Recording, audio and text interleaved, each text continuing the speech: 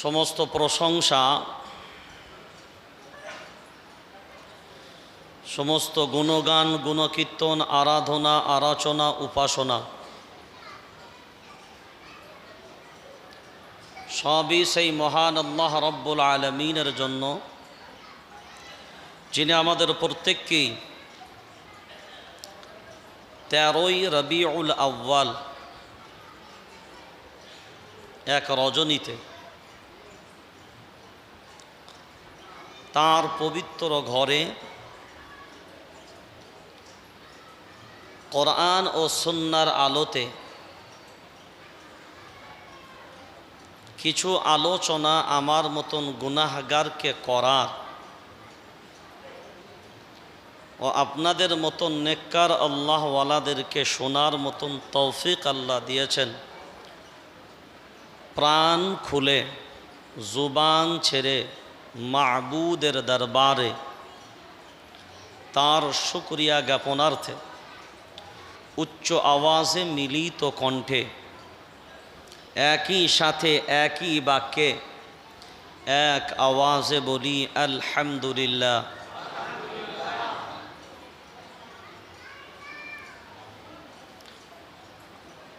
লক্ষ কোটি দরুদ ও সালাম সেই মহান মানবের প্রতি, যার আগমনে বিশ্ব ভূমণ্ডল নবমণ্ডল যে পিপাসার্ত ছিল, তার আগমনে তাদের পিপাসা নিবারণ হলো। সাইয়্যিদুল মুরসালিন রাহমাতুল লিল আলামিন, সাইয়্যিদুস সাকালাইন শফিউল মুযনিবিন, খাতামুন নবিয়্যিন ইমামুল মুরসালিন জনাবে মুহাম্মাদুর রাসূলুল্লাহ সাল্লাল্লাহু আলাইহি ওয়াসাল্লামের প্রতি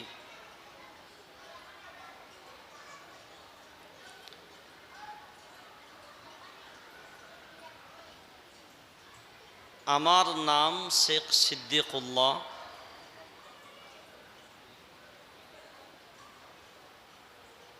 পূর্ব বর্ধমান জেলা আমার বাড়ি।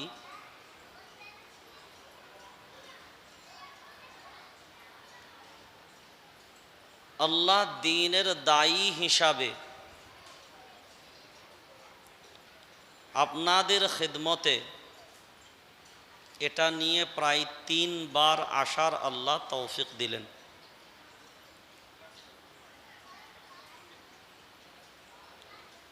যে সময়ে আজকে আমি মাইক্রোফোনের সামনে বসা, ভারতবর্ষে মুসলিমদের জন্য একটা কঠিনতম সময় অতিবাহিত হচ্ছে।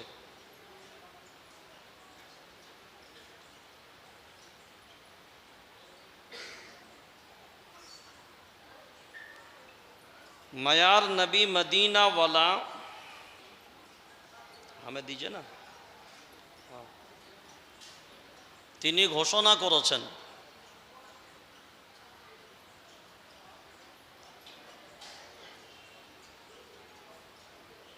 তুমি নিজের জন্য যেটা ভালো মনে করো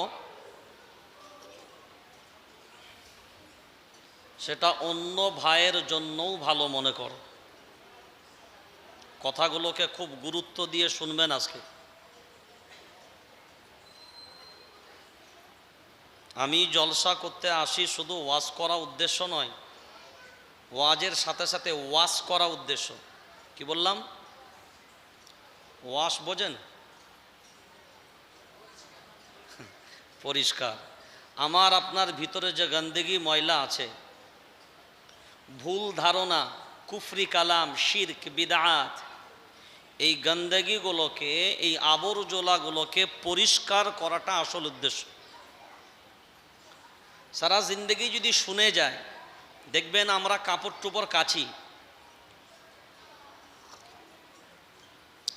সাবান দিয়ে বা সার্ফ দিয়ে ডুবিয়ে দিয়ে তুলে আর ধুয়ে দিই না, লগড়াতে হয়। ঠিক বলছি তো নাকি? তাহলে সার্ফ দিয়েই ময়লা যাবে না, সাবান দিয়েও ময়লা যাবে না। একটু কেউ যদি মনে করে আমার জামাটা লগড়ালে ভাঁজ ভেঙে যাবে, তাহলে ও কাপড়ের ময়লা তোলা যাবে না।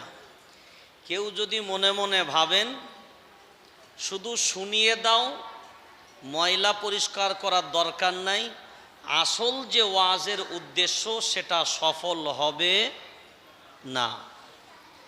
আমাদের আসল উদ্দেশ্য ওয়াজের মাধ্যমে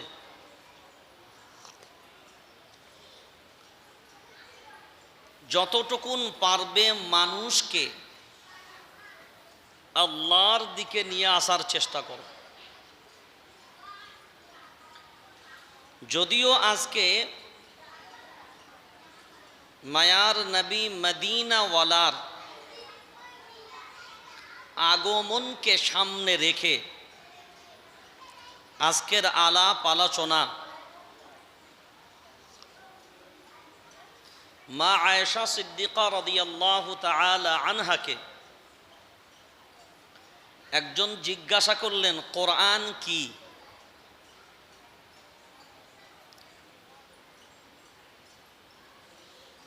মা আয়েশা সিদ্দিকা রাদিয়াল্লাহু তাআলা আনহা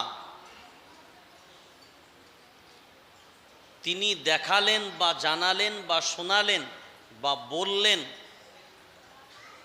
আপনারা কি আমার রসুলকে দেখেননি?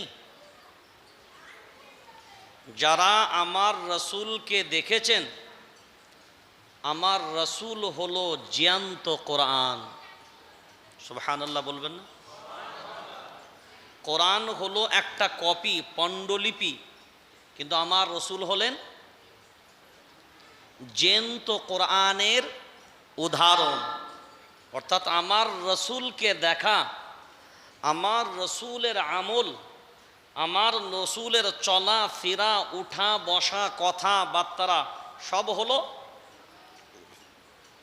জোরে বলেন, কোরআন। তাহলে যার ভিতরে কোরআন মুকাম্মাল আসলো, তার ভিতরে নবী আসলো। যার ভিতরে কোরআন আসলো না, বলেন, নবী আসলো না। কেউ যদি বলে নবী মানি কিন্তু কোরআনের হুকুম মানি না, বুঝে নিতে হবে মিথ্যুক হবে, কোনো উম্মতে মুহাম্মাদি হবে না। দলিল দেব ইনশাআল্লাহ। প্রথম চ্যাপ্টারগুলো ভাগ করে নিই, কোনোদিন ভাগ পেয়েছেন কিনা আমার জানা নেই। নাম্বার 1, একটা হলো নবী আর একটা হলো আন-নবী। বলেন, একটা হলো না নবী না, নবী, আর একটা হলো আন-নবী। খুব গুরুত্ব দিয়ে বিষয়টাকে প্রথমে ভাববেন, না হলে মাঝখানে গিয়ে কিছু হাতামাতা পাবেন না। ভিত না বুঝতে পারলে মাজাও বুঝবেন না, ডগাও বুঝবেন না।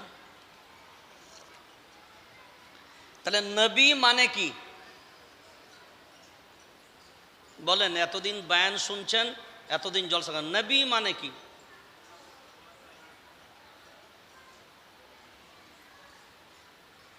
আরে এক দুজনে তো সাড়া দেবেন। নবী কেন বলা হয়? আমাদের নবীর নাম কি? মুহাম্মাদুর রাসূলুল্লাহ। তো নবী কেন বলছেন? আমাদের নবীর নাম কি? মুহাম্মাদুর রাসূলুল্লাহ সাল্লাল্লাহু আলাইহি ওয়াসাল্লাম। নাম মুহাম্মদ, রসুল আমরা বলি যেহেতু তাকে রসুল বানানো হয়েছে, আর সাল্লাল্লাহ এই জন্যে বলি আমার রসুলের নাম শুনলে দরুদ পড়তে হয়। নাম কিন্তু মুহাম্মদ, কিন্তু নবী কেন বলি? প্রথম চ্যাপ্টার, শুধু নবী মানে, এদিকে তাকান, শুধু নবী মানে সমগ্র পয়গম্বর নবীদেরকে বোঝানো হয়। শুধু নবী মানে সমস্ত নবীদেরকে বোঝানো হয়। আর আন-নবী মানে শুধুমাত্র আমাদের নবীকে বোঝানো হয়।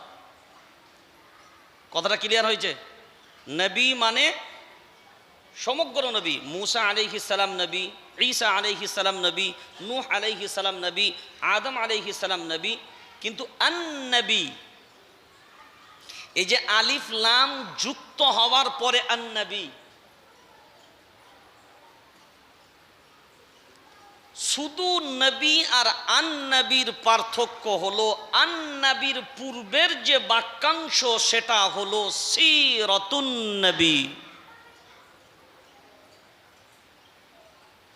পূর্বের বাক্যাংশ বলেন সিরাতুন, সিরাতুন নবী। এই যে আন-নবীটা যখন পূর্বের বাক্যাংশের সাথে যুক্ত হলো তখন এটা আর আলিফ আর লাম ধরাটা হবে না, এখন ডাইরেক্টলি নুনের সাথে এর যোগ হবে, দিয়ে হবে সিরাতুন নবী। অন্য নবীর ক্ষেত্রে কিন্তু সিরাতুন নবী বলতে পারবেন না। ওই জন্যে প্রত্যেকটা নবী হলো নবী, আর আমাদের নবী হলেন আন-নবী। বলেন আমাদের নবী হলেন আন-নবীর সাথে সম্পর্ক হলো সিরাতুন নবী, আর শুধু নবীর সাথে সম্পর্ক হলো সমগ্র পৃথিবীর নবী। এক নাম্বার 2, আমার রসুলের জীবনটা 3 ভাগে বিভক্ত। এটা খুব গুরুত্বপূর্ণ। অত খুলে খালে সবাই হয়তো বুঝাবে না, যদি আল্লাহ বুঝানোর তৌফিক দেন দোয়া করেন যেন উপযুক্ত বুঝানোর মতন আল্লাহ তৌফিক দেন, বলে না আমি। তো আমার রসুলের জীবনটা 3টে ভাগে বিভক্ত।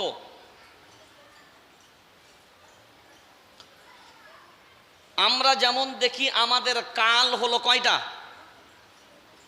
অতীত, বর্তমান, ভবিষ্যৎ।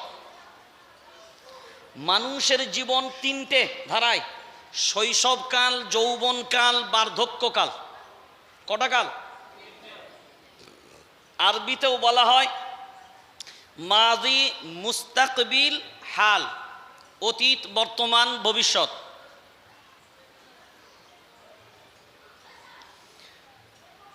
রাসূল সাল্লাল্লাহু আলাইহি ওয়াসাল্লামের প্রথম 40 বছরের জীবনটা, প্রথম 40 বছরের জীবনটা এটা 1 নাম্বার পার্ট। আমার রসুলের 40 বছর থেকে, অর্থাৎ নবুয়াত পাওয়ার পর থেকে মাক্কি জীবনটা হলো দ্বিতীয় পার্ট, 13 বছর। আর এই 13 বছর মানে 53 বছরের পরে লাস্ট মাদানী জীবনটা, এটা হলো 10 বছরের 3য় নম্বর পার্ট। আমি একেবারে প্রথম পার্ট থেকে ধারাবাহিকভাবে শুরু করব, তাহলে বর্তমান পরিস্থিতির সাথে কোরআন সুন্নাহর আলোতে আলোচনা করাটা হয়তো অনেক সহজ হবে।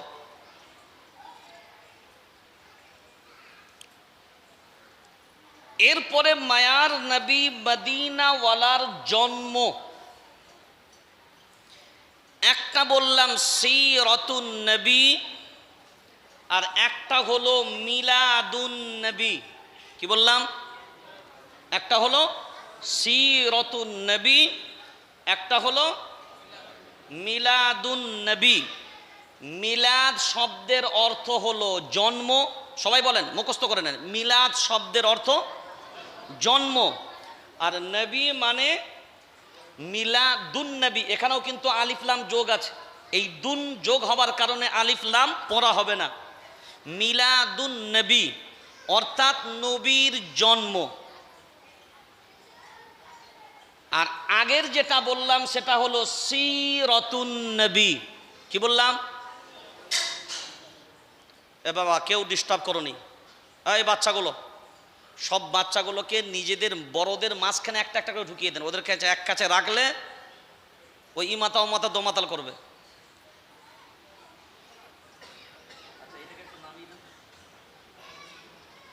নামিয়ে দেন। এবার আসেন, তাহলে জন্মটাকে বলা হয় মিলাদুন নবী। এই মিলাদুন নবীটা কয়দিন? নবীর জন্ম হয়েছে কয়দিন? আরে জন্ম কবার হয়েছে? হ্যাঁ, তাহলে একদিন হবে। জন্ম একবার হয়েছে মানে একদিন হবে। আর সিরাতুন নবী মানে, সিরাতুন নবী মানে হলো নবীর 63 বছরের জীবনী।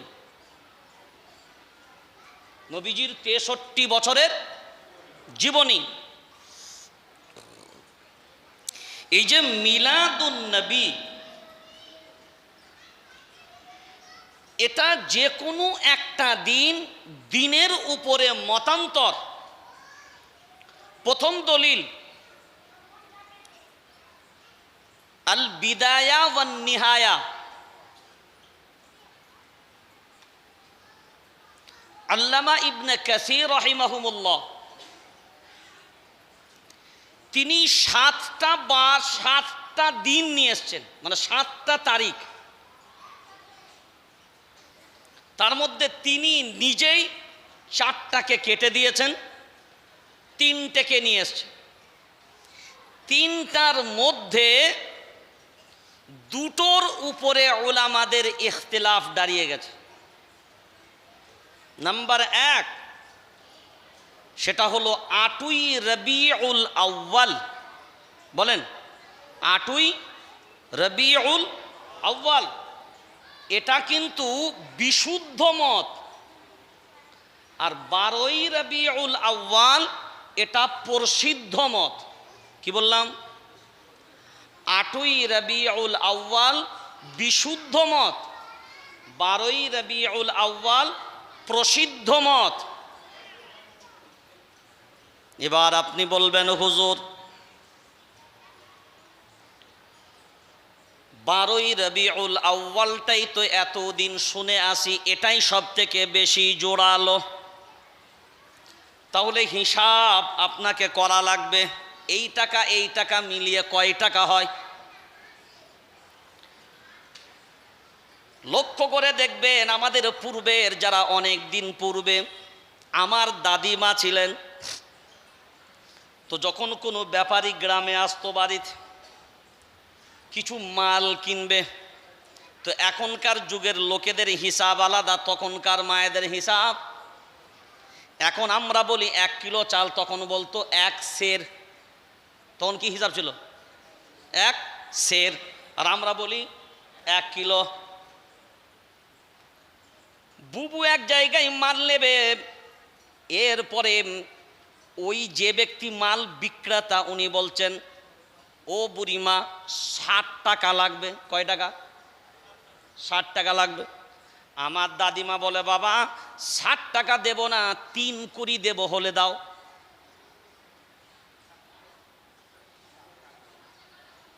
বুবু কি বলেন? 3 কুড়ি দেব, হলে দাও। আর বিক্রেতা কি বলে? 60 টাকার কমে দেব না। বিক্রেতাও বোঝে না 3 কুড়ি মানে কি, আর দাদিও বোঝে না 60 টাকার মানে কি। কিন্তু বিষয়টা একই জায়গায়, হিসাবটা গোলমাল আমাদের ভাবনার উপর। এরপরে আসেন 8 তারিখটা বিশুদ্ধ মত কেন? আপনারা সবাই কম বেশি জানেন, অধিকাংশ উলামারা বায়ান বক্তব্য করে, আবরাহ বাদশা নামে একজন বাদশা ছিল, যে বাইতুল্লাহকে ধ্বংস করতে গিয়েছিল। নাম শুনেছি না শুনি নাই? এই আবরাহ বাদশা হস্তি বাহিনীদেরকে নিয়ে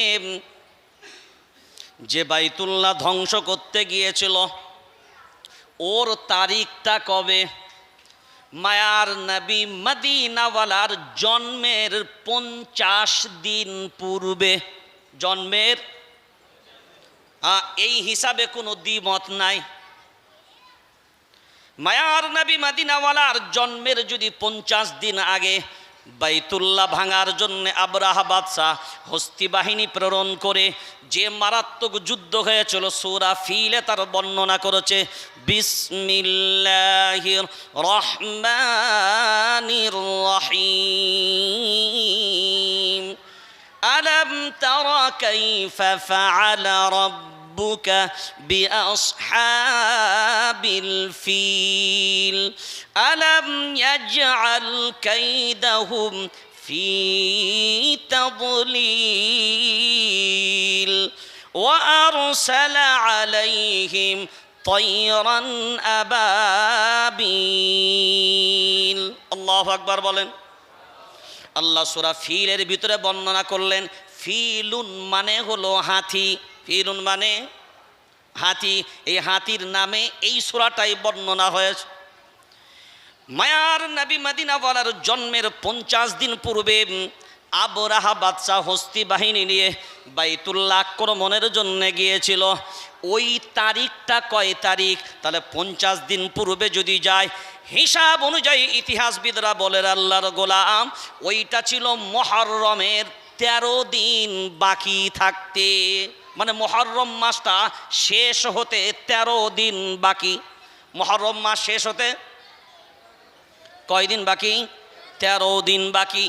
মুহররম মাসটা শেষ হতে যদি 13 দিন বাকি হয়, ওই 13 দিন যোগ করে নেন। ওই 13 দিনের পরে মুহররমের পরে সফর মাস, সফর মাসটা ছিল 29 মাস। এই 29 মাস যদি হয়, এরপর 13 আর 29 কত? 42। 42 আর 8 50। তাহলে 8 তারিখটা যে বিশুদ্ধ, এই জন্যে আবরাহা বাদশার ওই যুদ্ধের কাহিনী থেকে 50 দিন যদি হিসাব করা হয়, তাহলে দেখেন 12ই যাবে না 8-এ। ওই জন্যে 8টা হলো বিশুদ্ধ মত, 12টা হ্যাঁ এটারও মত আছে, তবে এটা প্রসিদ্ধ মত, মানে অতি চলিত মত হলো 12, কিন্তু প্রসিদ্ধ মত 8। এখন বিবেক দিয়ে বলেন, আমরা সবাই জানি আবরাহা বাদশাহ হস্তি বাহিনী নিয়ে বাইতুল্লাহর উপরে আক্রমণ করেছিল। শুনেছি না শুনি নাই? আল্লাহ বাইতুল্লাহকে রক্ষা করেছিলেন কি দ্বারা?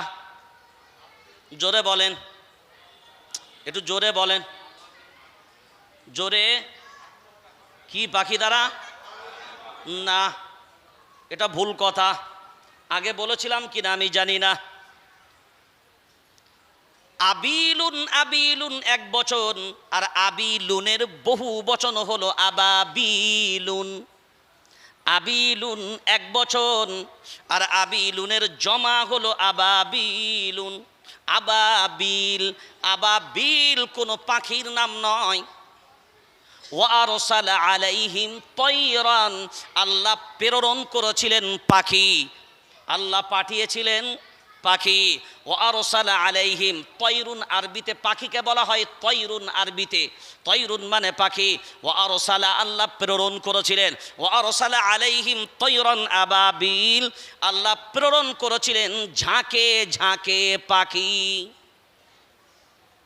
তাহলে আবাবিল মানে কি? আবাবিল মানে ঝাঁকে ঝাঁকে। এর প্রয়োজন না ভুল হয়, হ্যাঁ, যে কোনো কোরআনের তর্জমা খোলেন, যে কোনো কোরআনের তর্জমা খোলেন, আমাকে জিজ্ঞাসা করার দরকার নাই। মোবাইল আছে হাতে, অ্যাপস, যে কোনো কোরআনের অ্যাপস ডাউনলোড করেন, বাড়িতে যে কোনো জায়গায় কোরআনের তর্জমা পাবেন, যে কোনো ভাষা। তাহলে আবাবিল হলো ঝাঁকে ঝাঁকে, মনে থাকবে, আবাবিল মানে ঝাঁকে ঝাঁকে। তাহলে আল্লাহ কি দ্বারা কাবা ঘর রক্ষা করেছিলেন? আবাবিল দ্বারা নয়, কি বলবো? ঝাঁকে ঝাঁকে পাখি দ্বারা। তাহলে সেখান থেকে যদি হিসাব করি, 50 দিনের হিসাবে 8 তারিখটাই বিশুদ্ধ। নাম্বার 2, এই বাবা সামনে এত ডিস্টার্ব করলো তো গরম হবে। সরাই বাবা, ওখান থেকে সরে যা বাবা, ওগুলো নড়ে যাবে। ওখান থেকে সরাই বাবা, সরিয়ে দাঁড়া, সরিয়ে, বাচ্চা ছেলে এদিকে আয় বাবা, হ্যাঁ এদিকে চলে আয় বাবা, হ্যাঁ ওখানে নড়ে গেলে পড়ে যাবে। চলো এবার চলেন আগিয়ে যাই। দিনের দিক দিয়ে যদি হয়ে গেল, এবার কোন দিন, তারিখের দিক দিয়ে এটা আপনাকে বলে রাখলাম। দিনের দিক দিয়ে যদি আসি, এবার মজার জিনিস শুনে নিই। আজকের যে দিনটা গেল, এই দিনটা হলো সোমবার দিন। কি বার দিন? সোমবার দিন। কি বার দিন গেল? সোমবার দিন। মায়ার নবী মদিনাওয়ালার জন্মের ব্যাপারে সোমবার দিনের কোনো ইখতিলাফ নাই, কারণ মায়ার নবী মদিনাওয়ালা নিজেই বলে গেছেন, আল্লাহর গোলাম আমি প্রতি সোমবার রোজা রাখি, প্রতি সোমবার রোজা রাখি। সোমবার আমি কেন রোজা রাখি? সাহাবায়ে কেরাম যখন জিজ্ঞাসা করলেন আল্লাহর গোলাম, মায়ার নবী মদিনাওয়ালা 4টা কারণ বললেন। এই 4টা কারণ মনে রেখে দিবেন। আমি সোমবার দিন কেন রোজা রাখি? মায়ার নবী মদিনাওয়ালা বললেন, সোমবার দিনে আমার জন্ম হয়েছে, এই জন্যে এই দিনটা আমি আমার শুকরিয়ার জন্যে আল্লাহর দরবারে রোজা রাখি। নাম্বার 2, সোমবার দিনে আমি নবুয়াত পেয়েছি, অর্থাৎ নবুয়াত যে দিনটাই পেয়েছে ওই দিনটা হলো সোমবার দিন। নাম্বার 3, ওই জন্যে আমি রোজা রাখি। মায়ার নবী 3 নম্বরে বললেন, এই সোমবার দিনটায় কোরআনুল কারীম নাজিল হয়েছে প্রথম যে দিনটা, ওই দিনটা ছিল সোমবার দিন, ওই জন্যে আমি নবী ওই দিনটাই রোজা রাখি। 4 নম্বর কারণ মায়ার নবী মদিনাওয়ালা বললেন, এই জন্যে রোজা রাখি সোমবার দিন মানুষের আমল নামা, মানুষের আমল আল্লাহর দরবারে পেশ করা হয় সপ্তাহে 2 দিন, তার মধ্যে একটা হলো সোমবার দিন, একটা হলো বৃহস্পতিবার দিন। ওই জন্য মায়ার নবী মদিনাওয়ালা তার হায়াতে জীবনেতে তিনি বৃহস্পতিবার আর সোমবার সারা জীবন রোজা রাখতেন। আশিকে রসুল হবে যারা প্রতি সোমবার রোজা রাখবে তারা। আর সোমবারে রোজার ধারে পাশে যাব না, সোমবারে মায়ার নবী মদিনাওয়ালার সুন্নতে যাব না। আমরা মনে মনে ভেবে নিলাম জাসনে জুলুস করে নাও, মিছিল মিটিং করে নাও, নবীর নামে স্লোগান দিয়ে দাও, নামাজের প্রয়োজন নেই, নবীর আশিকের রসুলের দাবি করে দেব না রে আল্লাহর গোলাম না। কারণ ভেবে নেবে, একটা হলো সিরাতুন নবী আর একটা হলো মিলাদুন নবী। মিলাদুন নবী মানে হলো জন্ম, নবীর জন্ম, সেইটা একদিন 63 বছর নয়, জন্ম হয়েছে একদিন 63 বছর নয়। এখন বিবেক দিয়ে এবার আপনাকে প্রথম ধাপের আলোচনা। নবুয়াত যখন পাননি, এটা ছিল 40 বছরের আগের জীবন। এবার খুব ভালো করে বোঝেন, এই যে 40 বছরের পূর্বের জীবন, এইটা উম্মতের জন্যে বাধ্যতামূলক আমলের না এটা শুধু জানার জন্যে? মানে এটা কি শরীয়তের দলিল হবে না উম্মতের শুধু শোনার জন্য হবে?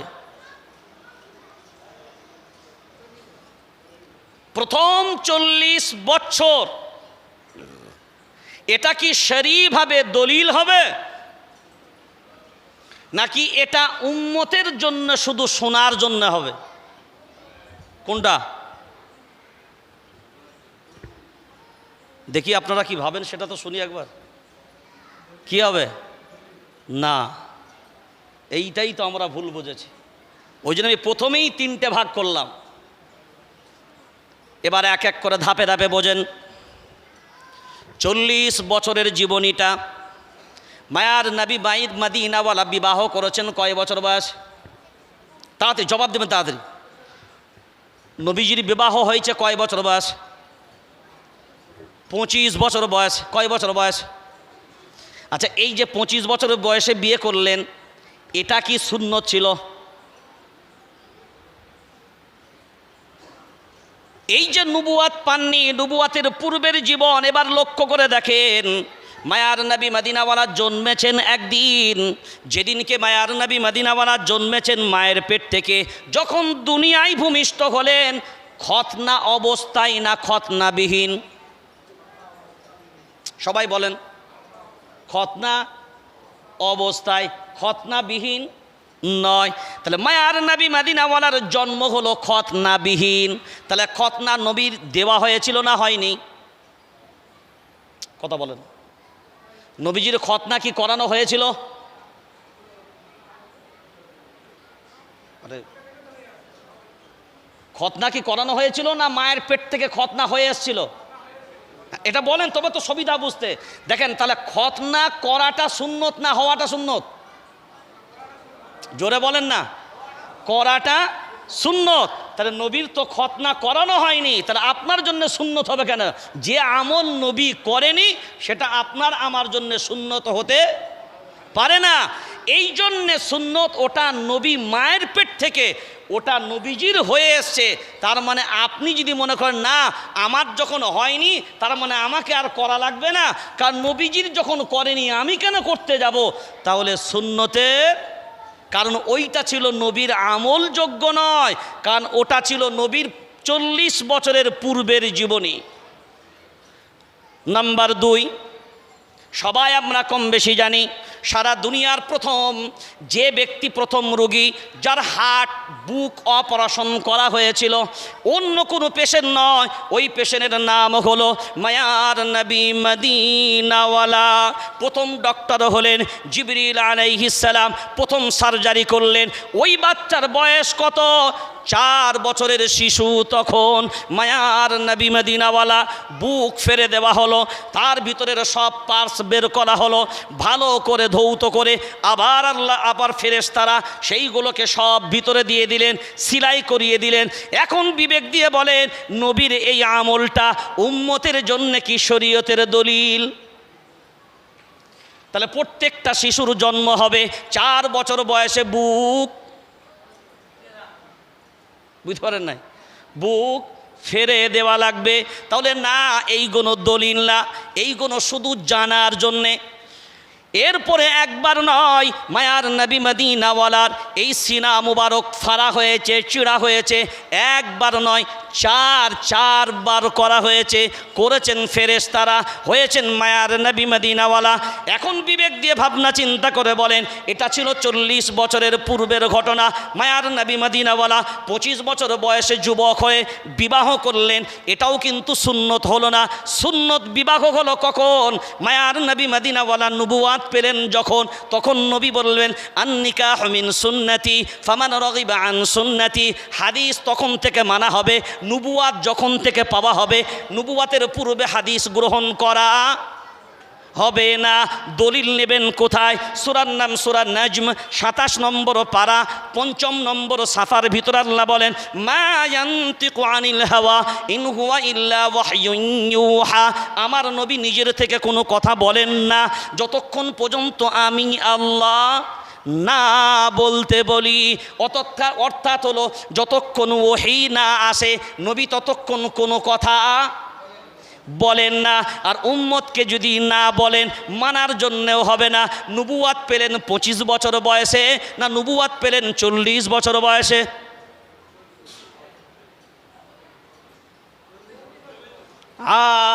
এই 40 বছরের পূর্বের জীবনী, এইগুলো আমাদের জন্য শোনা লাগবে, আমলের জন্য নয়।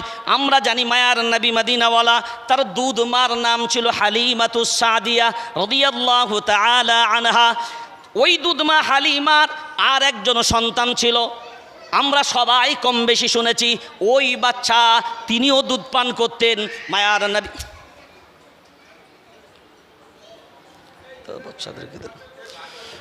মায়ার নবী মদিনাওয়ালা তিনিও দুগ্ধ পান করতেন।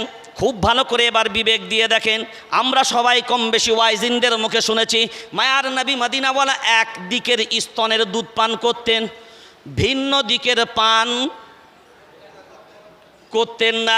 এখন আপনি যদি বলেন না আমারও 2 সন্তান, ওটাই হলো আমার সুন্নাত, একদিকের পান করব আর একদিকের পান করব না, ওটা আপনার জন্য আমল বাধ্যতামূলক নয়। এই 40 বছরের জীবন এটা আপনার জন্য বাধ্যতামূলক হবে না, কারণ শরীয়ত যখন থেকে আপনার উপরে নাজিল হবে তখন থেকে আপনার জন্য বাধ্যতামূলক হবে। সেইটা হলো মায়ার নবী মদিনাওয়ালা নবুয়াত পেলেন যখন তখন থেকে। এইটা আরও ক্লিয়ার যদি বুঝতে চান, এরপরে আসেন আমরা নবীর জন্মতে খুশি না নবীর সিরাতে খুশি? সবাই আমরা নবীর জন্মতে খুশি না নবীর সিরাতে খুশি? নবীর জন্মতে খুশি মানে মিলাদুন নবীতে খুশি না সিরাতুন নবীতে খুশি? হ্যাঁ, আমি তো বুঝতে পারছিলাম যে ওটাই হবে। মিলাদুন নবীতে খুশি কারা আর সিরাতুন নবীতে খুশি কারা? মিলাদুন নবী হলো জন্মের খুশি, সেটা একদিন, তাহলে আপনি নবীকে পেয়ে একদিনই খুশি শেষ। আর সিরাতুন নবীতে খুশি তারা 63 বছরের জীবন আদর্শকে ফলো করে যান।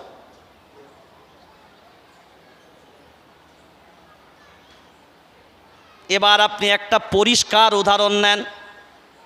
আবুল আহাব নবীজির কে হন? নবীজির চাচা।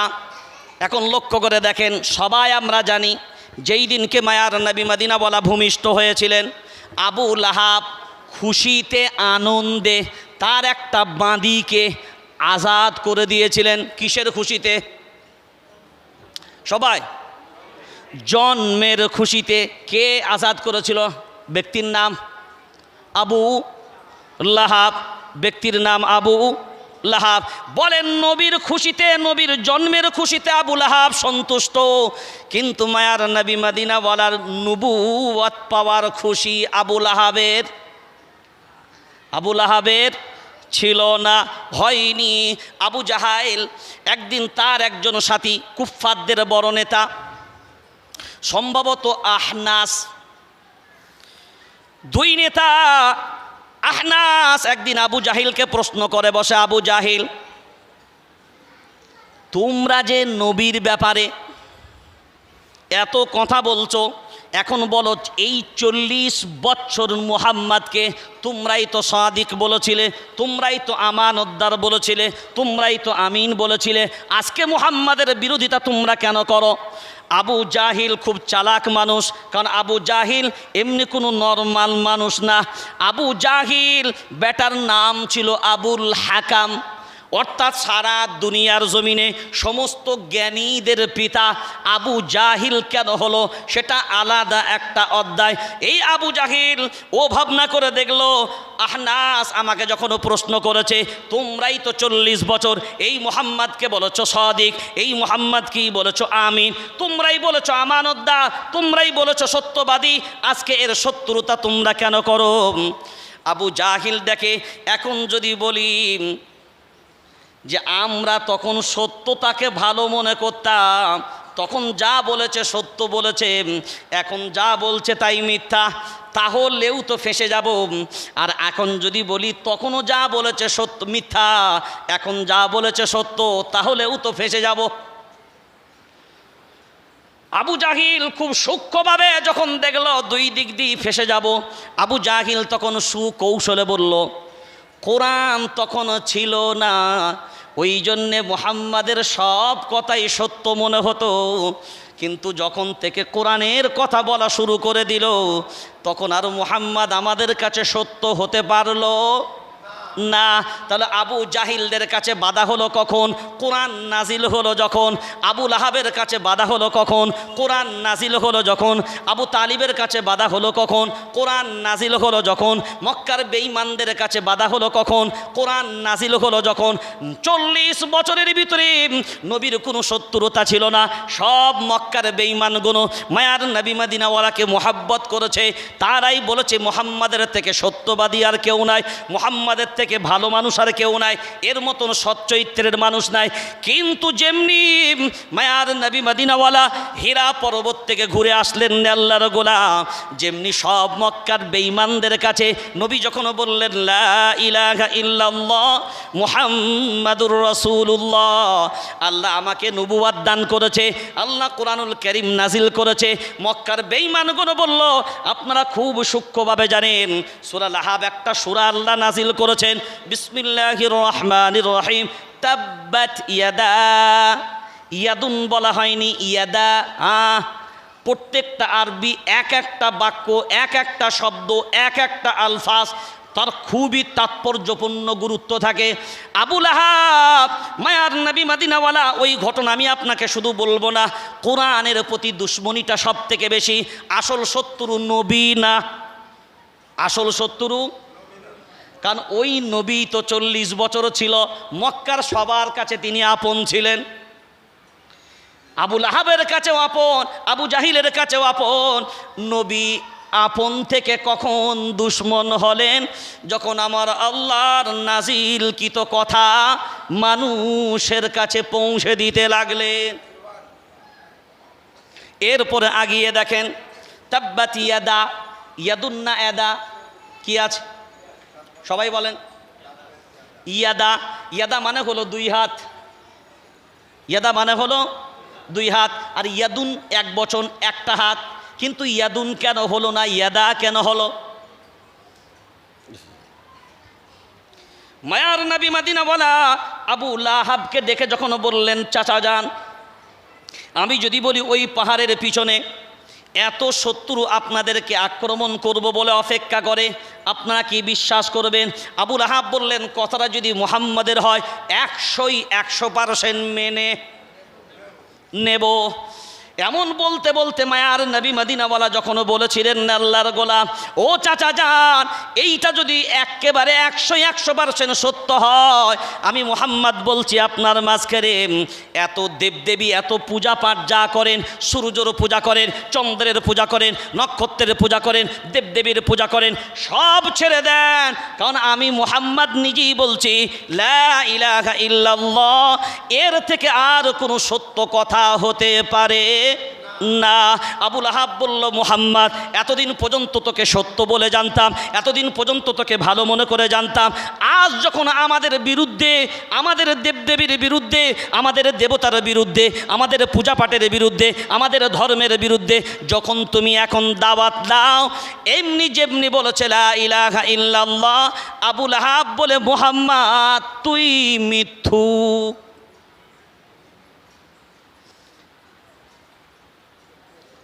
যে 40 বছর আবু লাহাবের কাছে কি ছিল?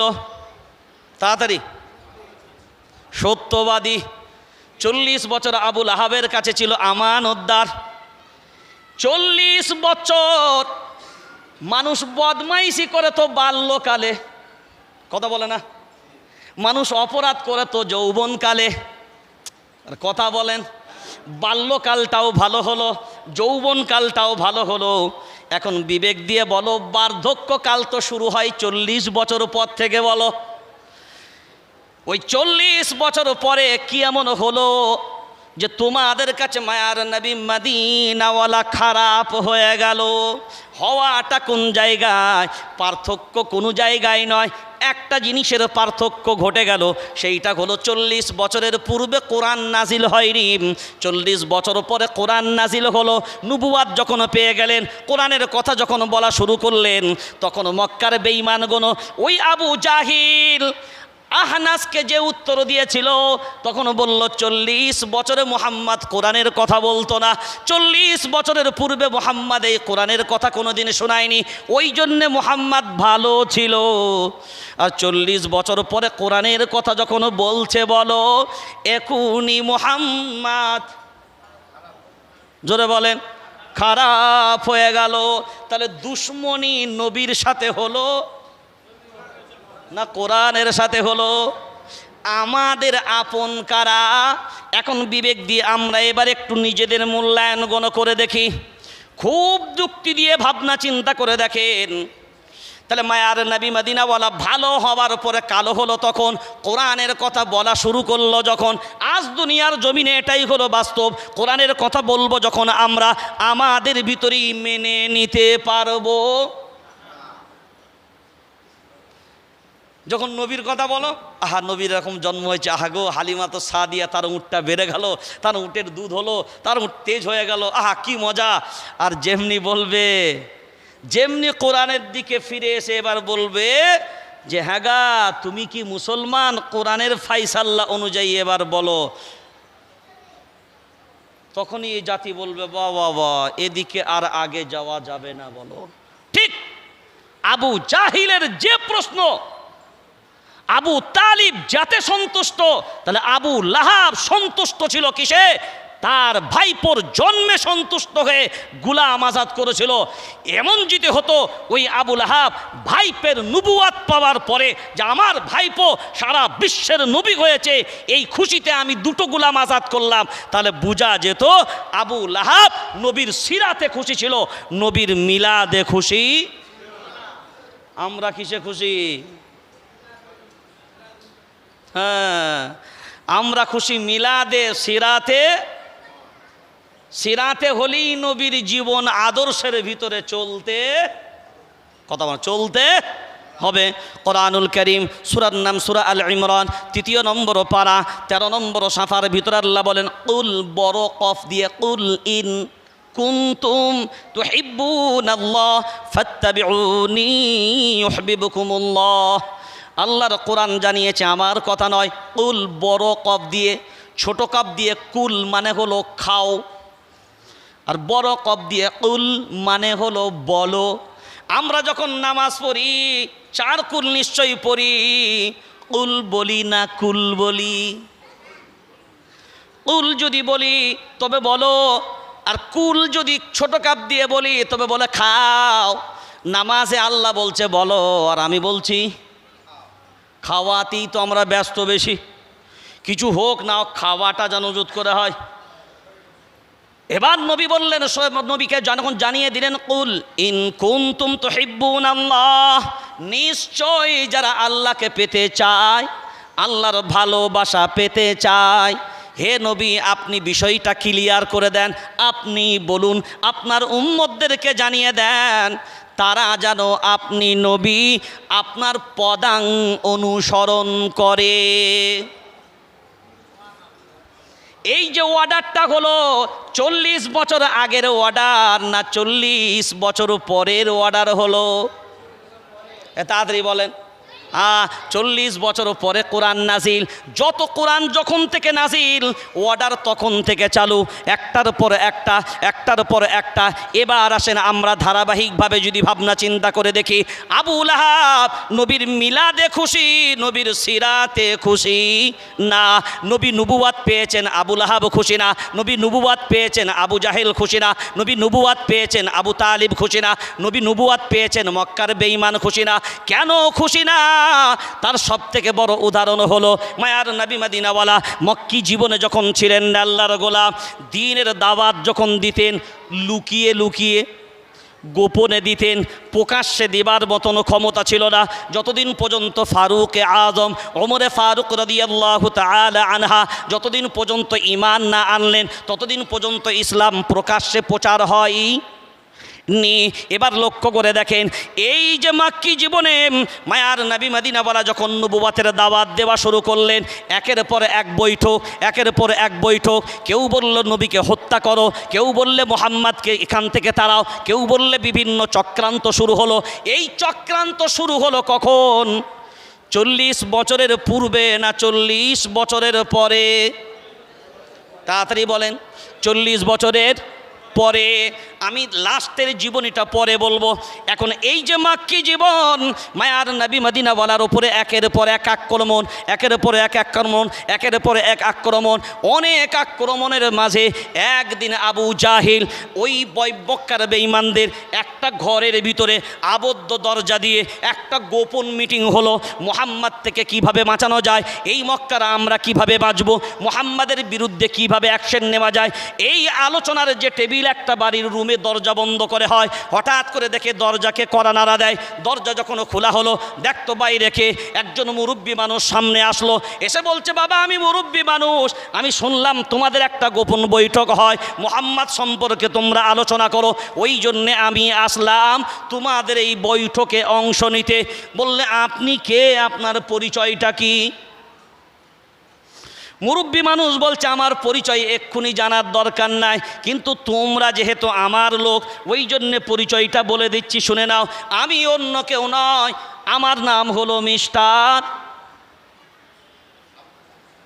বড় হুজুর। মিস্টার তার মানে শয়তান। মিস্টার বড় হুজুর কে? শয়তান মুরব্বির বেশ ধরে, তখন মানুষের আকৃতিতে শয়তান আসতো, আসার পরে বললে তোমাদের মিটিংটা একটু শুনবো। সবাই আলাপ আলোচনা করলেন, একরকম বিভিন্ন মত আসলো। একজন বলল ওইসব ঝামেলা রেখে কাজ নাই। বলে কি করা লাগবে? বলে একেবারে শেষ করে দাও। এবার এদিকে তাকান, ঝামেলা রেখেই কাজ নাই, শেষ করে দাও। বলো তাহলে কিভাবে? না, মুহাম্মাদকে হত্যা করে ফেলো। ওই মুরব্বী তখন বলে হ্যাঁ, ঢোল থাকলে বাজবে, ও রেখেই কাজ নাই। হ্যাঁ, এই সিদ্ধান্তটা খুব ভালো সিদ্ধান্ত। আমি ঘটনাটা আপনাকে বলবো না, কিন্তু এখান থেকে শিক্ষার বিষয় যেটা, সেটাই আপনার জন্য শুধু তুলনামূলকভাবে আলোচনা। এরপরে আলোচনায় সিদ্ধান্ত হলো মায়ার নবী মদিনাওয়ালাকে হত্যা করা হবে। এবার যুবকগুলো খুব ভালো করে ফলো করেন, সারাদিন ইন্টারনেটে সময় কাটায়, ফেসবুকেতে সময় কাটায়, বিভিন্নভাবে অনলাইনে সময় কাটায়, চ্যাটিংয়ে ফিটিংয়ে সময় কাটায়। একবার নয়, হাজারবার আদর্শগুলোকে বিবেক দিয়ে ভাবনা চিন্তা করে মূল্যায়ন করেন। এরপরে বলল হ্যাঁ, হত্যা করা হবে। মায়ার নবী মদিনাওয়ালাকে আল্লাহ জানিয়ে দিলেন ওয়া ইন কাদু লা ইস্তাফিজুনাকা মিনাল আরদ লিইখরিজুকা মিনহা ওয়া ইযা লা ইয়ালবাসুনা খিলাফাকা ইল্লা কলিলা। সূরার নাম সূরা বনী ইসরাঈল, 15 নম্বর পারা, 8 নম্বর সাফার ভিতর আল্লাহ জানিয়ে দিলেন নবী গো, আপনাকে হয়তো এই দেশ ত্যাগ করা লাগবে। মক্কার বেঈমানগুলো ষড়যন্ত্র করে, এখান থেকে হিজরত করা লাগবে, এখান থেকে আপনাকে বের হয়ে যাওয়া লাগবে। নবী যখন জানতে পারলেন মায়ার নবী মদিনাওয়ালা আমার আল্লাহর সিদ্ধান্তের উপরে কোনো নারাজি নাই, দুটো জিনিস এখান থেকে শুধু আপনাদের বলবো এই কারণে, এখান থেকেই আমাদের সিরাতুন নবীর আলোচনা হবে। ওই জন্যে দুটো নমুনা আপনার সামনে শোনা লাগবে। এরপরে নবী বললেন ঠিক আছে। আল্লাহ যখন বললেন নবী সন্তুষ্ট চিত্রে মেনে নিলেন। এরপরে একদিন আবু বকর সিদ্দিক রাদিয়াল্লাহু তাআলা আনহুকে বললেন আবু বকর, আমি মক্কা থেকে মদিনায় চলে যাব, সেই দিন যেদিনকে যাব আপনি আমার সঙ্গী হবেন। তার পূর্বে মায়ার নবী মদিনাওয়ালা মক্কার বিভিন্ন মুসলমানদের ওপরে নির্যাতন চালানোর জন্যে এক একটা টিম একের পর এক ভিন্ন দেশে পার করিয়ে দেয়। এরপরে মায়ার নবী মদিনাওয়ালা যেই দিনকে হিজরত করে যাবেন আল্লাহর গোলাম, সবাই আমরা শুনেছি, কিন্তু এখান থেকে শিক্ষার বিষয়টা বের করতে পারিনি। আমরা সবাই জানি মায়ার নবী মদিনাওয়ালা আপন জামাই অর্থাৎ আপন চাচতো ভাই আলী রাদিয়াল্লাহু তাআলা আনহুকে বললেন হে আলী, আমি এখান থেকে চলে যাব, কিন্তু আমার বিছানাটা রাতের বেলায় তুমি ঘুমাবে।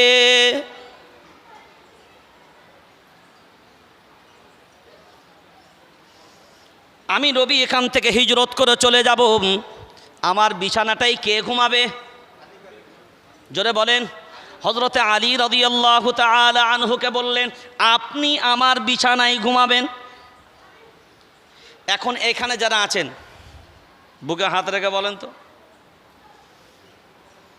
আমি যখন নিশ্চিত হয়ে গেলাম যে সমস্ত মক্কার কুফফার বেঈমানরা আমাকে হত্যা করবে আজকে রাতে,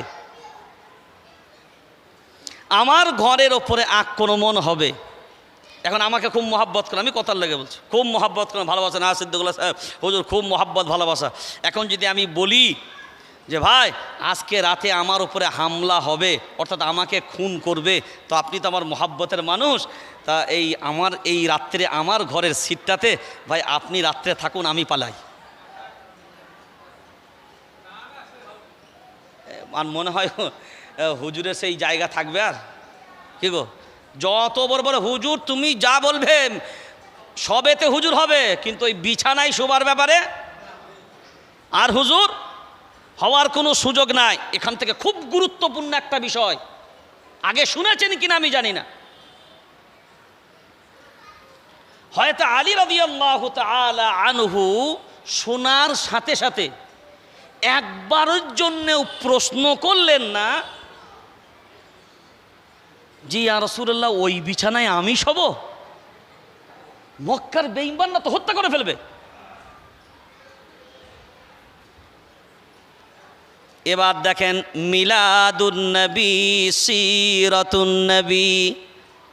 হযরতে আলী রাদিয়াল্লাহু তাআলা আনহু মায়ার নবী মদিনাওয়ালার জন্মে খুশিতে সন্তুষ্ট নয়, মায়ার নবী মদিনাওয়ালার সিরাতে সন্তুষ্ট।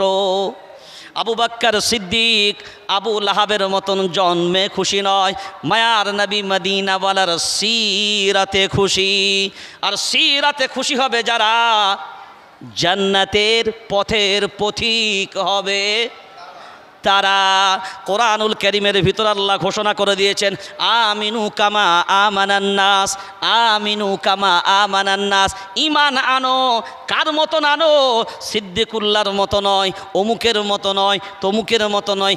আমিনু কামা আমানান নাস, আমানান নাস দ্বারা উদ্দেশ্য হলো আমার সাহাবায়ে কেরামদের মতো ঈমান, অন্যের মতো নয়, জাতার মতো নয়। কেন তাদের প্রতি ঈমানের দিক নির্দেশনা আমার মা আল্লাহ জানিয়ে দিলেন, কেন সাহাবাদেরকে উদাহরণ দিলেন আল্লাহর গোলাম। এবার এখান থেকে সিরাতুন নবীর পাঠটাকে এবার পাট করে শুনে নেন। এবার আমাদের জীবন আদর্শ চলতে গেলে এই সিরাতুন নবীর উপরে চলা লাগবে কেমন। হয়তো আলী রাদিয়াল্লাহু তাআলা আনহু একবারের জন্যও বললেন না এই বিছানায় ঘুমাবো না, একবারের জন্যও ভয় পেলেন না, একবারের জন্যও আতঙ্ক হলেন না। মজার জিনিস যেটা, হয়তো আলী রাদিয়াল্লাহু তাআলা আনহুকে যখন ঘুমানোর কথা বললেন, তারপরে নবী একটা কথা বলেছিলেন, আলী অচিরেই আমার সাথে মদিনায় আপনার দেখা হবে। জোরে বলেন। হয়তো আলী রাদিয়াল্লাহু তাআলা আনহু বলেন, নবী যখন আমাকে বলেছেন এই বিছানায় ঘুমান, মক্কার বেঈমানগণ আমাকে কতল করতে আসবে, কিন্তু তার সাথে নবী একটা কথা বলে দিলেন, অচিরেই মদিনায় আপনার সাথে আমার দেখা হবে। হয়তো আলী রাদিয়াল্লাহু তাআলা আনহু বলেন, মায়ার নবী মদিনাওয়ালা যখন আমাকে বলেছেন অচিরেই মদিনায় আমার সাথে দেখা হবে, আমি আলী বলছি শুনে রেখে দেন ওই দিনের ঘটনার পরে। কারণ মায়ার নবী মদিনাওয়ালা আমি জানি ওই রাতে যখন ঘুমিয়ে ওখান থেকে যখন উঠে পালাবেন, মক্কার বেঈমানগণ মায়ার নবী মদিনাওয়ালার পুরো ঘর চারিদিক দিয়ে ঘিরে নিল। এইবার তাকান এদিকে, সব যখন চারিদিক দিয়ে ঘিরে নিয়েছে, মায়ার নবী মদিনাওয়ালা ওখান থেকে বার হবেন, বিছানা থেকে উঠলেন, হয়তো আলী রাদিয়াল্লাহু তাআলা আনহুকে শুইয়ে দিলেন। শুয়ে দেবার পরে মায়ার নবী মদিনাওয়ালা ঘরের বাইরে বার হবেন, চারিদিকে কারা দাঁড়ানো? সব মক্কার বেঈমানগণ দাঁড়ানো। আর আবু জাহেল এত চালাক, কারণ ও জানে নবী যদি মক্কা থেকে পালায় আবু বকরকেই সাথে নেবে। ওই জন্যে আবু জাহিল ও এখানে আসেনি, ও আবু জাহিল আবু বকর সিদ্দিক রাদিয়াল্লাহু তাআলা আনহুর ঘরে পাহারা দেয় বেটা। কারণ এখান থেকে আবু বকরকে ছাড়া মুহাম্মদ যাবে না, আমি এখানে পাহারা দেবো, তোরা ওখানে যা, ওখানে সাইজ করে দে। কোনো রকম যদি ওখান থেকে পালিয়ে আসে আবু বকর বেরিলি আমরা ধরে ফেলবো। ওই দিকে আবু জাহেল পাহারা, এই দিকে মক্কার বেঈমানগণ পাহারা। মায়ার নবী মদিনাওয়ালা ঘর থেকে বার হবেন। এবার আল্লাহকে বলেন, আল্লাহ সামনে তো মক্কার বেঈমানগণ, দুটো চক্ষু সবার আমাদের দিকে তাকিয়ে আছে, যে কোনো দিকে পালাবো এই মক্কার বেঈমানগণ দেখতে পেয়ে যাবে।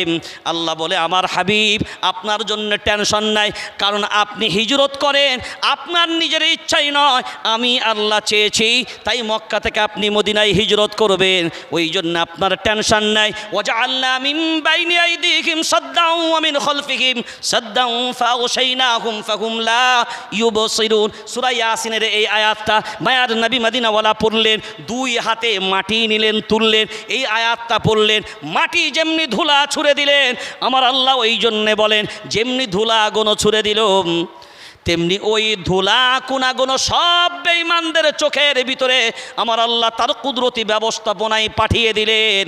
আর মক্কার বেঈমানগুলো সব চোখে ধোঁয়াশা হয়ে গেল। নবী যখন ওখান থেকে বেরোচ্ছেন দুনিয়ার সব কিছু দেখতে পায়, মক্কার বেঈমানগুলো শুধু দেখতে পায় না কাকে? মায়ার নবী মদিনাওয়ালাকে। ওখান থেকে আবু বকর সিদ্দিককে আনতে যাবেন, গিয়ে দেখে আবু জাহিল দরজায় দাঁড়ানো। মায়ার নবী মদিনাওয়ালা সাড়া দিলেন, আবু বকর একবার সাড়া দিতে দেরি। তাকান, শুধু নবী আওয়াজ দিলেন, হে আবু বকর, সালাম দিলেন আর আওয়াজ দিলেন। আবু বকর সিদ্দিক সঙ্গে সঙ্গে আওয়াজ দিলেন, ওয়া আলাইকুমুস সালাম ইয়া রাসূলুল্লাহ। মায়ার নবী মদিনাওয়ালা বলেন, আবু বকর কি ব্যাপার, একবার আওয়াজ দিলাম আপনার সঙ্গে সঙ্গে সাড়া পেলাম কেন? আবু বকর সিদ্দিক রাদিয়াল্লাহু তাআলা আনহু সেই দিনকে জবাব দিলেন, নবী গো, আপনি যেদিনকে বলেছিলেন আমি মক্কা থেকে মদিনায় হিজরত করে যাব, আপনি আমার সঙ্গী হবেন, সেই দিন থেকে আমি আবু বকর আজও পর্যন্ত কোনো দিন রাত্রি ঘুমাইনি, এ আমার বাড়ির বাইরের দরজার সামনে দাঁড়িয়ে থাকতাম। এই জন্যই দাঁড়াতাম, আমার রসুল আমার দরজার সামনে আসবে আর আওয়াজ দিবে, আমি যদি ঘুমাই আমার রসুলকে একবার আওয়াজ দেবার পরে দ্বিতীয়বার আওয়াজ দেওয়া লাগবে, আমার রসুলের ডাকে সাড়া দিতে পারবো না, এটা আমার নবীর জন্যে বিয়াদবি হবে। আমাদের তো মোটামুটি এর থেকে বেশি সম্মান আছে নাকি? আমরা তো নবীকে মানার ক্ষেত্রে এর থেকে বেশি আমরা শ্রদ্ধা করি, কি বলেন? এত বড় ডেক চড়াচ্ছি, এত গোশ চড়ছে, মোহাব্বত কি কম? এটা কি মনে হয়? আচ্ছা বলেন, এইটা কি বাস্তবে এখনকার টেকনোলজি, সায়েন্স, বিজ্ঞান সব উন্নত, কিন্তু আপনি বিবেক দিয়ে বলেন তো, একটা মানুষ এটা শোনার পর থেকে একটা দিন রাত্রে ঘুমাবে না, ওই দরজার পাশে দাঁড়িয়ে দাঁড়িয়ে অপেক্ষা করছিল। এখন বলেন, এটা তো হতেও পারতো যে নাও যেতে পারে। নবী যে বলেছেন, এই কথাটার প্রতি সাহাবীদের কতটা মজবুত বিশ্বাস হলে এটা হয় যে নবী যখন বলেছেন মানে ফাইনাল তিনি যাবেন এবং আমাকেই সাথী বানাবেন, আমাকেই সঙ্গী হিসাবে নেবেন, এটা কত বড় বিশ্বাস থাকলে তবে হয়। আমাদের বিশ্বাস তো এর থেকে বেশি নাকি?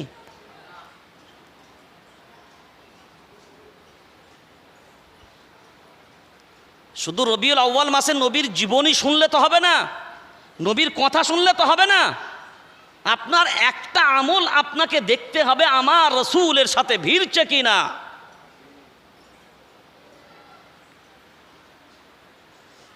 আবু বকর সিদ্দিক রাদিয়াল্লাহু তাআলা আনহু যখন বার হলেন, বার হবার পরেই বলছেন, নবী গো, আবু জাহিল সামনে, আবার তাকাবি অন্যদিকে না, ওই দিকেই তাকাচ্ছে।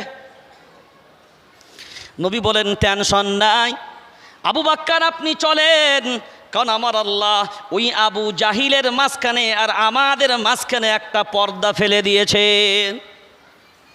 আবু বকর সিদ্দিক রাদিয়াল্লাহু তাআলা আনহু আগে একবার যান, পিছনে একবার যান। আল্লাহর নবী বললেন, আবু বকর আপনি এত বিচলিত কেন? আগে একবার যান, পিছনে একবার যান, সাইডে একবার যান, এই সাইডে একবার আসেন, স্থিরভাবে যান না কেন? আবু বকর সিদ্দিক বলেন, নবী গো, আমি এই জন্যই বিচলিত, আমি স্থির হতে পারি না।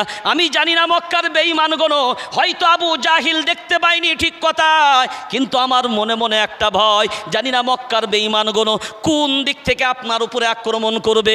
ওই জন্যে আমি আবু বকর আমার আল্লাহর কাছে জবাব দেব কি করে? হে আবু বকর, আমার রসুল যখন মক্কা থেকে যাবে অন্য কাউকে ভরসা করতে পারেনি, আপনার প্রতি ভরসা করেছিল, আপনার প্রতি আশা রেখেছিল, আপনার প্রতি বিশ্বাস রেখে আপনাকে যখন সঙ্গী বানিয়েছিল, আপনি সঙ্গী হবার পরে মক্কার বেঈমানদের তীর আমার রসুলের গায়ে লাগলো কেন?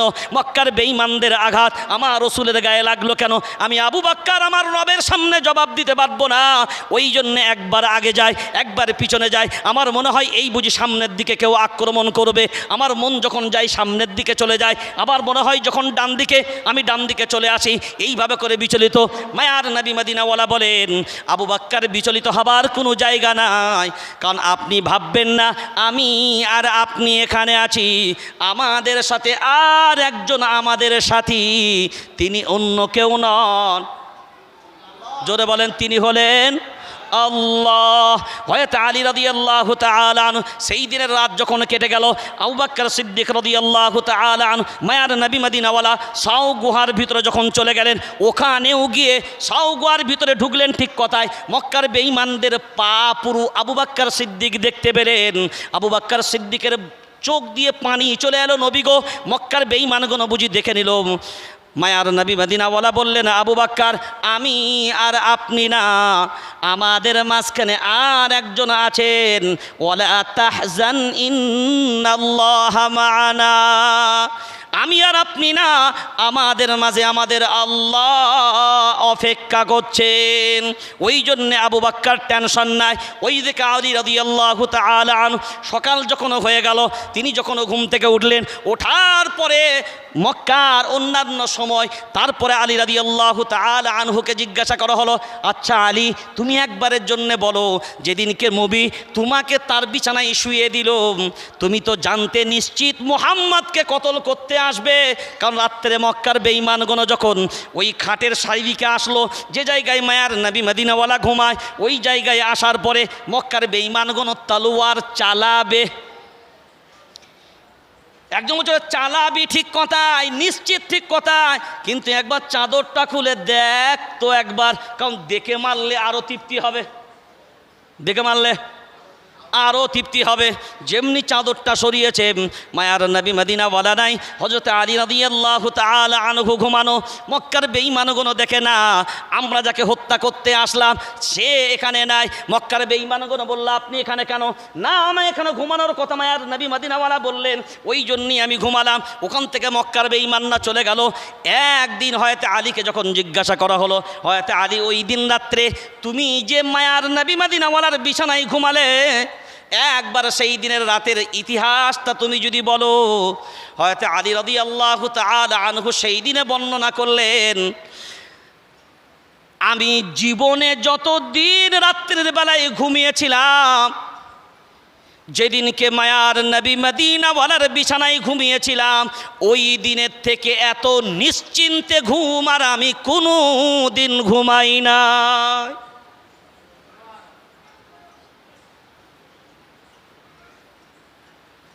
বলল, আপনি বলেন কি, বলেন কি আপনি? আপনি নিশ্চিত জানেন যে আপনার মৃত্যু হবে, কারণ ওই জায়গায় মক্কার বেঈমানগণ আজকে আপনাকে হত্যা করবে, আল্লাহর নবীকে, কিন্তু সেই জায়গায় আপনি ঘুমাচ্ছেন, তারপরে আপনি এত নিশ্চিন্তে আরামে ঘুমাচ্ছেন। বলছি, ওই দিনকে যত নিশ্চিন্তে ঘুমিয়েছি আর জীবনে কোনো দিন এর থেকে নিশ্চিন্তে ঘুমাতে পারিনি। এবার প্রশ্ন করলেন, তাহলে কেন? দেখেন, আল্লাহর নবীর প্রতি ভক্তি আর বিশ্বাস আর শ্রদ্ধা কাকে বলে?